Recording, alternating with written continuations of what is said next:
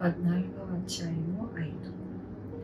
చెట్టునకు మంచు ఉన్నట్లు నేను అతను కొందును, తామర పుష్పం పెరుగునట్లు అతడు అభివృద్ధి నందును. ఎంత గొప్ప వాగ్దానాన్ని దేవుడు మనకి అనుగ్రహిస్తూ ఉన్నారండి. చెట్టుకి మంచు ఎలాగైతే ఉంటుందో అలాగ దేవుడంట మనతో ఉంటారంట.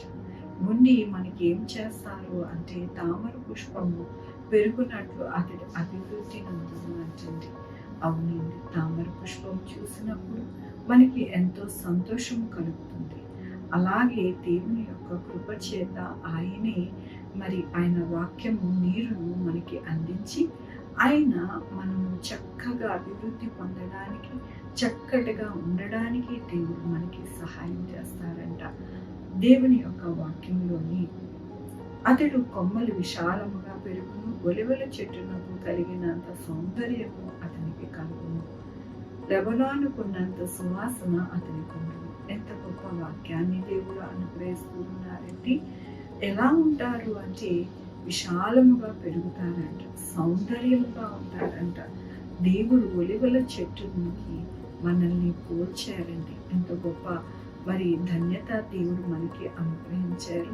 లెబనానుకున్నంత సువాసన అతనికి ఉండును. అవునండి, మనము ఎలా ఉంటాము అంటే విశాలముగా మన యొక్క కొమ్మలు పెరిగి సౌందర్యముగా ఉంటామంట, సువాసన కలిగి ఉంటామంట. అలాగే ఎంతో చక్కగా నెమ్మదిగా అభివృద్ధి పొందుతామంట. అంతకన్నా మనిషి యొక్క జీవితానికి ఏది కావాలి? దేవుడు మంచి కావాల్సిన ప్రతిదీ కూడా అనుగ్రహిస్తాను అని దేవుడు సెలవిస్తూ ఉన్నారు.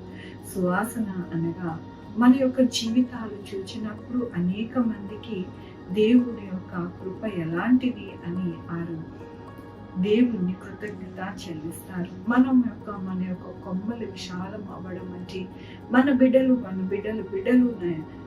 దేవునిలోని పెరిగి ఎంతగానో విస్తరిస్తారు. అలాగే మన యొక్క అభివృద్ధి మన యొక్క జీవితాలలో ఎప్పుడూ కూడా అభివృద్ధి లేకుండా ఉండకుండా చక్కటి అభివృద్ధితో మనము సాగుతాము అని దేవుని యొక్క కృపని నేను అనుగ్రహిస్తూ ఉన్నాము. కాబట్టి ఈ యొక్క వాగ్దానం చేతపట్టుకుని మనము దేవుణ్ణి, ప్రభువా ఈ యొక్క వాగ్దానం ఇచ్చావయ్యా, మాకు ఈ యొక్క వాగ్దానం మా జీవితంలో నెరవేర్చండి అయ్యా అని మనం ఎప్పుడైతే దేవుణ్ణి ఆయన పాదాలు పట్టుకుంటామో మన జీవితంలో ఈ వాగ్దానం మన యొక్క జీవితాలలో ఖచ్చితంగా నెరవేర్చబడుతుందని దేవునికి వందనాలు చెల్లిస్తూ ఉన్నాను.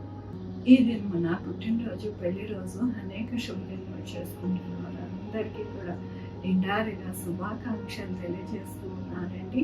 మీ జీవితంలో ఆయన కృప, ఆయన దీవెన, ఆయన ఐశ్వర్యం మీకు అనుగ్రహింపబడును కాక ప్రార్థించుకున్నామండి. యెహోవా దేవా నా తండ్రి, నా ప్రభువా, మీ కృపా కనికర స్థానం బట్టి మీకు వందనాలు, స్తుతులు, స్తోత్రం చెల్లించుకుంటున్నాను. అవును దేవా, మా జీవితాలు అభివృద్ధి పదములో ఉండాలి, మేము అనేక మందికి సువాసనగా ఉండాలి, మా యొక్క కుటుంబాలు విస్తరింప చేయాలి నాయన. అనేక విషయాలలో మీరు మాకు తోడుగా ఉంటానని నాయన, ఇవన్నీ మాకు అనుగ్రహిస్తానని మీరు ఇచ్చిన వాగ్దానం బట్టి నీకు వందనాలు నాయన.